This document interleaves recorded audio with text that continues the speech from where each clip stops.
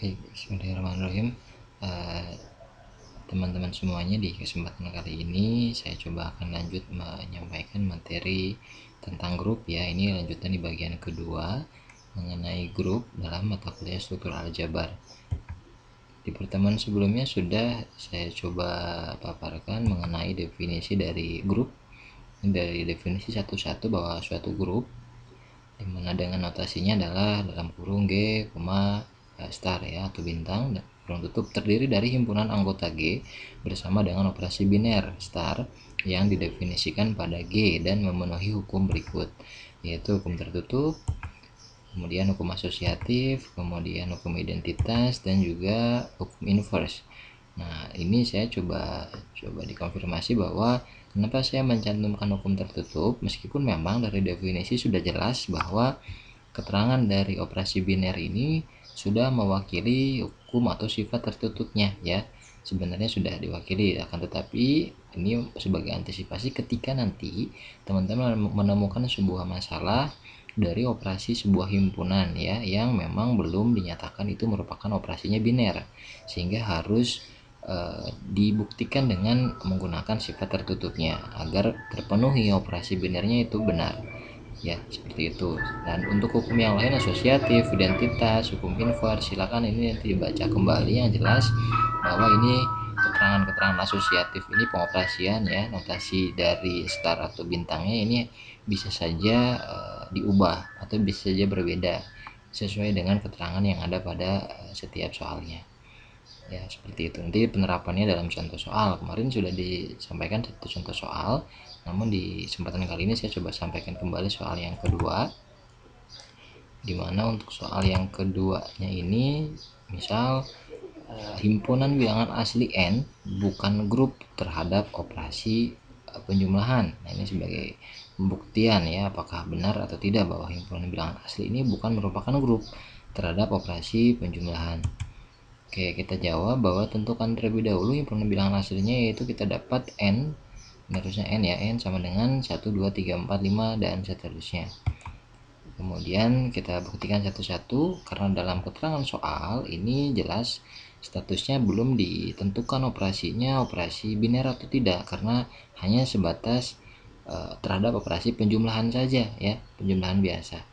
Nah, maka kita buktikan dengan sifat tertutupnya dengan menggunakan konsepsi bahwa tertutup itu ketika A tambah B itu sama dengan C, kemudian A, B, dan C ini merupakan elemen dari N. Artinya hasil penjumlahannya itu harus merupakan elemen yang ada di bilangan asli.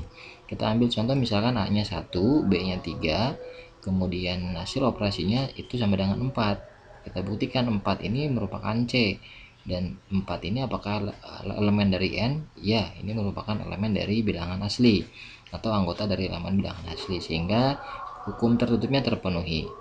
Oke, itu yang pertama. Kemudian yang kedua, sebagai pembuktian harus memenuhi hukum asosiatif.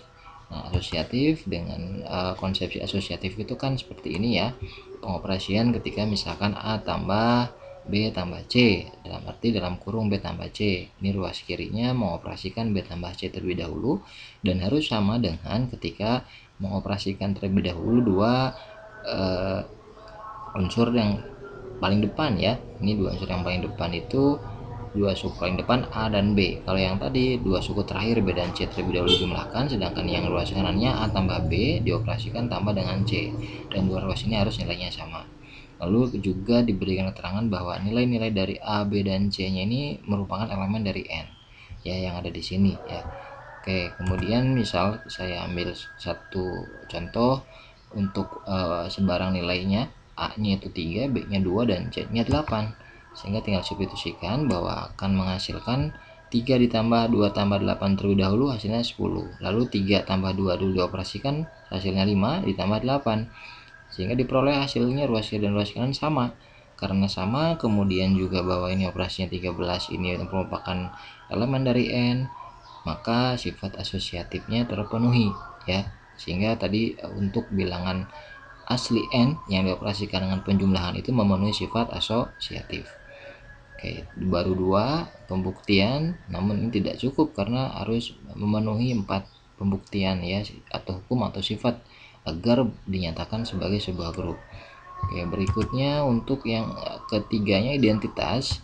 Identitas ini dengan konsepsinya bahwa dari sebuah identitas operasi penjumlahan, ya kemarin sudah saya singgung, operasi penjumlahan identitasnya itu dia memiliki nilainya adalah 0 ya. Dengan A tambah E sama dengan E tambah A itu akan menghasilkan A kembali ya, bahwa E nya ini identitas, maka E nya ini merupakan 0 karena A ditambah 0 dia akan menghasilkan A, betul ya, identitas dari penjumlahan itu 0. Maka misal A nya 7, maka 7 ditambah E sama dengan 7, dan E nya ini merupakan 0, dan apakah 0 dia ada dalam himpunan N atau tidak. Meskipun A nya ini dia memiliki identitas, atau dalam arti setiap unsurnya ya, setiap unsurnya ini baik ketika nilai dari 7 menghasilkan 7, identitasnya pasti 0. Ketika 2, A nya 2, maka identitasnya juga 0 karena 2 tambah 2 menghasilkan 2 lagi. Tetapi di sini E nya ini sebagai identitas dari penjumlahan itu nilainya 0, bukan merupakan elemen dari himpunan N atau bilangan asli. Coba lihat di sini tidak ada 0 ya. Karena tidak memenuhi hukum atau sifat identitasnya ya, maka secara otomatis bahwa himpunan bilangan asli N dengan operasi penjumlahan bukan merupakan grup karena tidak memenuhi satu sifat. Meskipun kita tidak tahu nanti untuk sifat atau hukum inverse-nya dia memiliki inverse atau tidak ya.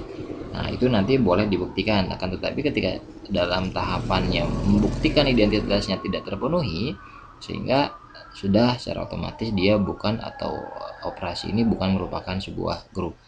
Ya, ini proses penyelesaian dari masalah mengenai contoh nomor 2 ya, pembuktian mana yang bukan merupakan grup. Oke, seperti itu. Ya, mudah-mudahan bisa dipahami. Kemudian berikutnya ini sebagai kesimpulannya ya, bahwa bukan merupakan grup terhadap operasi penjumlahan. Oke, berikutnya contoh yang ketiga. Himpunan bilangan kompleks C merupakan grup terhadap operasi penjumlahan. Nah, ini sebagai pembuktian juga. Maka kita tinggal tentukan dulu himpunan-himpunan bilangan kompleks itu seperti apa. Ya, simbolnya C dengan notasinya ini bahwa himpunannya adalah A ditambah BI. Ciri-ciri dari bilangan kompleks ini adalah penjumlahan dari A ditambah BI. A-nya ini merupakan A dan B ya, atau bisa saja A itu merupakan bilangan dari himpunan bilangan real ya. Kemudian untuk yang I-nya ini imajiner ya, sama dengan akar negatif 1. Intinya nanti bilangan-bilangannya itu harus membentuk seperti ini, A ditambah BI. Oke, seperti itu. Kemudian kita buktikan satu-satu dengan tertutupnya atau konsep tertutupnya dia memenuhi atau tidak ya, agar bisa dinyatakan ini sebagai sebuah operasi biner. Tertutup dengan kondisi tadi sama, bahwa tertutup itu operasi penjumlahannya harus menghasilkan sebuah bilangan juga yang merupakan elemen dari bilangan kompleks. Maka di sini saya contohkan P tambah Q ya, sama dengan R, maka PQR-nya itu merupakan elemen dari bilangan kompleks harusnya. Tinggal kita coba ambil pemisalan sembarang. Misal saya gunakan sembarang dari P-nya adalah 3 ditambah 2I. Lalu Q-nya 2 ditambah 4I, sehingga diperoleh nanti dalam kondisi penjumlahan P dan Q-nya itu 3 tambah 2I tambah 2 tambah 4I sama dengan R. Nah, kita dapatkan R-nya itu 3 ditambah 2 itu 5. Maaf, ini harusnya 5 ya. 3 ditambah 2 ini 5, kemudian 2I tambah 4 ini adalah 6I, sehingga didapatkan ini harusnya nilainya adalah, saya coba edit terlebih dahulu, mohon maaf, ini harusnya nilainya 5 ya. Ini 5 ditambah 6I, kemudian ini juga 5 ditambah 6I. Oke, seperti itu.